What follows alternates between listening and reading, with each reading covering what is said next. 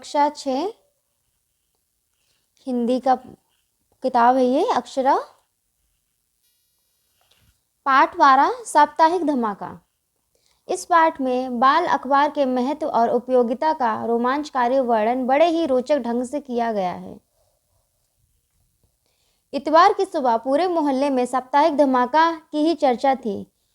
Full escape कागजों पर carbon लगाकर हाथ से लिखा गया साप्ताहिक धमाका का पहला अंक सभी ने सुबह सुबह अपने घर के दरवाजे पर पढ़ा पाया था। उस अंक की मुख्य खबर बड़े बड़े अक्षरों में थी, लाला धनीराम के मसालों में मिलावट। फिर छोटे अक्षरों में पूरा विवरण दिया गया था। मसाले, चीनी, अनाज आदि में लाला ने जो मिलावट की थी उसके प्रति सबको आगाह किया गया था।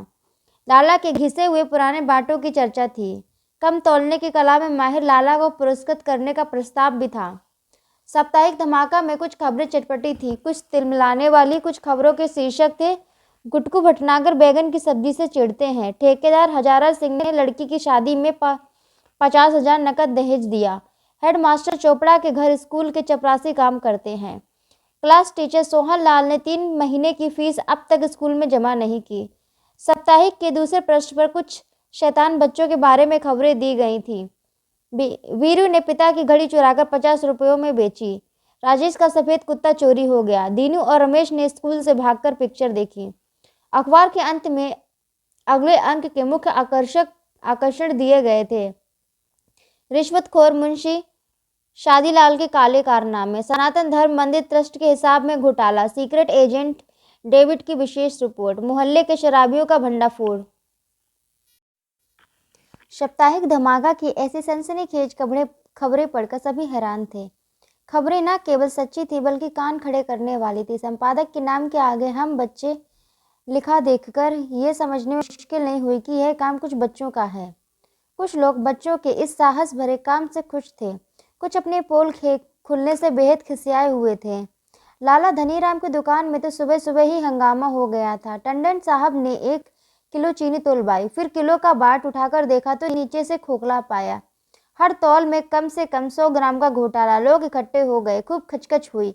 गुटकू भटनागर निकले तो बच्चे उन्हें बैगन की सब्जी कहकर चिढ़ाने लगे। बस यूँ समझिए कि हर तरफ धमाका हो रहा था। सब ये पूछते, ये किसने किया है, कौन है ये बच्चे, लेकिन जवाब कोई ना दे पाता। देता भी कैसे? साप्ताहिक धमाका की योजना बहुत ही गुप्त ढंग से बनी थी। अगले इतवार को जब साप्ताहिक धमाका का दूसरा अंक बंटा तो लगा जैसे किसी ने मिर्चियों के पैकेट खोलकर हवा में उछाल दिए हों। मोहल्ले के कई सम्मानित कहे जाने वाले लोगों की पोल खुल गई थी। मंदिर का चंदा खाने वाले बच्चों को उद्यमी और पापी कह रहे थे। चोरी छिपे शराब पीने वाले अपनी सफाई दे रहे थे। मुंशी शादीलाल चिल्लाकर कह रहे थे, मैं एक एक की खबर लूंगा, जेल की हवा खिलवा दूंगा, मैं भी मुंशी हूँ मुंशी। कई दिनों तक यही कोशिश चलती रही कि साप्ताहिक धमाका के बच्चों का पता लगाया जाए। कौन लिखता है इसे, कौन खबरें इकट्ठी करता है, कब बांटा जाता है। मोहल्ले के लगभग सभी बच्चों की लिखावट के नमूने इकट्ठे किए गए। कुछ शैतान बच्चों की हरकतों पर निगाह रखी गई, लेकिन सफलता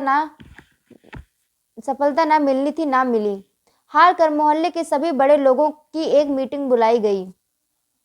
मुंशी शादीलाल ने कहा, ऐसे सनसनीखेज काम आज़ादी की लड़ाई के ज़माने में क्रांतिकारी किया करते थे। उनका भी पता अंग्रेजों को लग ही जाता था। हैरान है कि हम अपने ही दुश्मनों को नहीं पहचान पा रहे हैं। इस पर प्रोफेसर माथुर ने कहा, यह काम भी आज़ादी की लड़ाई के दिनों जैसा ही है।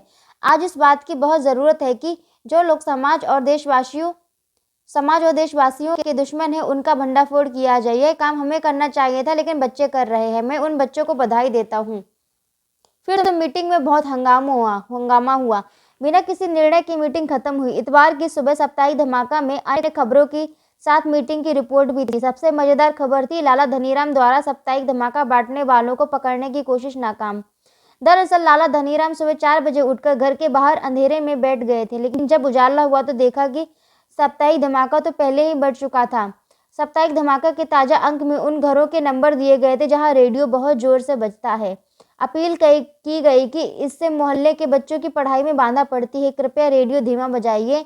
मंदिर में रोज होने वाले कीर्तन को लाउड स्पीकर पर ना बजाने की अपील भी की गई थी। अगले अंक के 2 प्रमुख आकर्षण थे, नकली दवाएं देने वाले डॉक्टरों से सावधान और ब्रिगेडियर कपूर की मुर्गियों का चोर कौन। अगर साप्ताहिक धमाका कुछ लोगों पर चोट करता तो दूसरी ओर वह लोकप्रिय भी हो रहा था। नगर के एक दैनिक पत्र में बच्चों द्वारा गुप्त रूप से किए जाने वाले इस काम पर संपादकीय भी छपा। साप्ताहिक धमाका का महत्व तब और बढ़ गया जब कई डॉक्टरों के यहाँ नकली दवाइयाँ पकड़ी गई। इसके साथ ही ब्रिगेडियर कपूर ने अब्दुल्ला होटल के मालिक की पुलिस में रिपोर्ट की। पुलिस की मार ने अब्दुल्ला से मुर्गियों की चोरी उगलवा ली। धीरे धीरे मोहल्ले में काफी सफाई हो गई। एक दिन अचानक ही घोषणा हुई कि साप्ताहिक धमाका के संपादक बच्चों को पुरस्कार देने के लिए शाम को सभा होगी। सभी लोग उन बच्चों को देखने के लिए उत्सुक थे। मोहल्ले के पार्क में दोपहर में ही शमियाना लग गया। लाउड स्पीकर पर फिल्मी गाने बजने लगे। शाम को पंडाल खचाखच भर गया। सनातन धर्म मंदिर ट्रस्ट के अध्यक्ष चिरंजी लाल, मुंशी शादीलाल, लाला धनीराम, डॉक्टर चेलाराम आदि मंच पर बैठे थे। सभा की कार्यवाही शुरू करते हुए अध्यक्ष चिरंजी लाल ने अपने भाषण में कहा, हम साप्ताहिक धमाका के संपादक बच्चों की मुक्त कंठ से प्रशंसा करते हैं। उन्होंने हमारी गलतियां बताकर हमें सही राह दिखाई है। हमने तय किया है कि हर बच्चे को इस काम के लिए 500 रुपए का इनाम दिया जाए, लेकिन हम नहीं जानते कि वे बहादुर बच्चे कौन है, इसलिए हम उनसे निवेदन करते हैं कि वे सब मंच पर आए, अपना परिचय दे और पुरस्कार ले। भाषण समाप्त हो गया। मंच पर बैठे लोग सामने बैठी भीड़ की ओर देखने लगे। भीड़ में बैठे सब लोग अपने पीछे मुड़ मुड़कर देखने लगे कि वे कौन से बच्चे हैं, किंतु एक भी बालक मंच की ओर नहीं बढ़ा। 2 मिनट, 5 मिनट और फिर 10 मिनट बीत गए। धीरे धीरे शोर होने लगा। लोग मंच पर बैठे नेताओं की खिल्ली उड़ाने लगे। सभा समाप्त हो गई।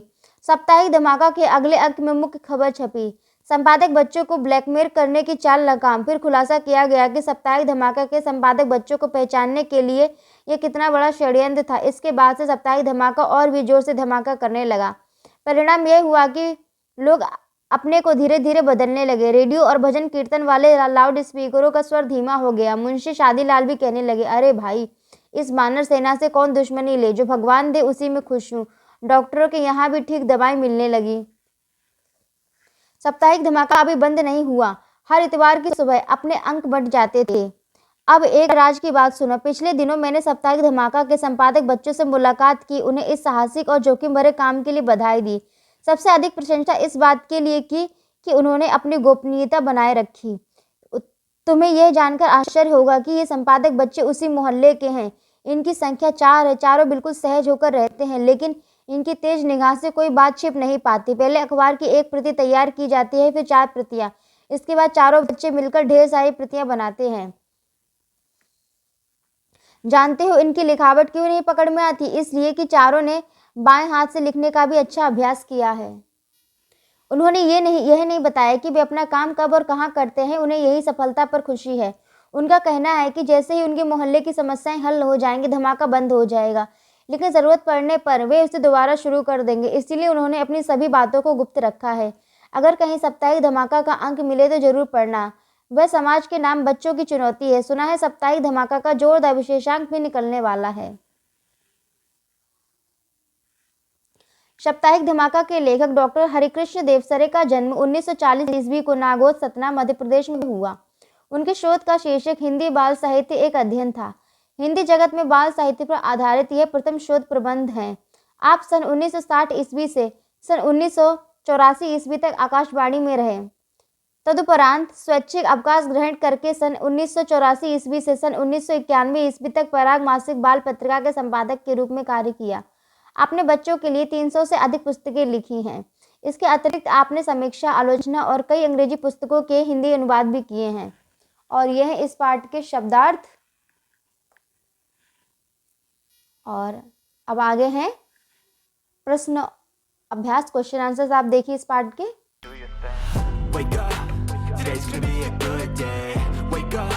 Today's gonna be a good day. Wake up. Today's gonna be a good day. Wake up. Today's gonna be a good day. Wake up. Today's gonna be a good day. Wake up. Today's gonna be a good day. Wake up. Today's gonna be a good day. Wake up. Today's gonna be a good day. Yo. Set your affirmations, aspirations. I got shit to do, the aftermath of preparation. Good food, good mood, blood in circulation. One step at a time, yeah, that's how you make it. Set a goal you control and the steps you take them. I try to pick one thought, have some concentration. And if I make a mistake, it's called education. I try to do this every day, call it replication. Wake up, Today's gonna be a good day. Wake up. Today's gonna be a good day. Wake up. Today's gonna be a good day. Wake up. Today's gonna be a good day. Wake up. Today's gonna be a good day. Wake up.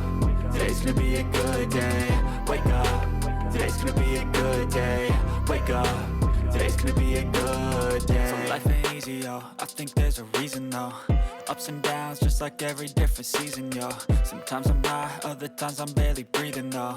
I always gotta fight and hide from the demons, yo. Negative thoughts are poison, they rot.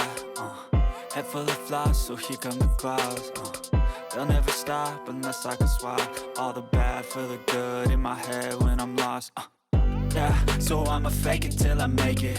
Positive thoughts are overtaken, I got patience. One day at a time is how you operate a cadence. A flow, you grow, you show yourself a foundation. Stay away from all the shit that causes temptation. I know that I like to do it cause it's sensation. I live my life in my head like a narration. Don't expect greatness, do my best, man, I'll take it. Wake up, today's gonna be a good day. Wake up, today's gonna be a good day. Wake up, today's gonna be a good day. Wake up, today's gonna be a good day. Wake up, today's gonna be a good day. Wake up, today's gonna be a good day. Wake up, today's gonna be a good day. Wake up, today's gonna be a good day.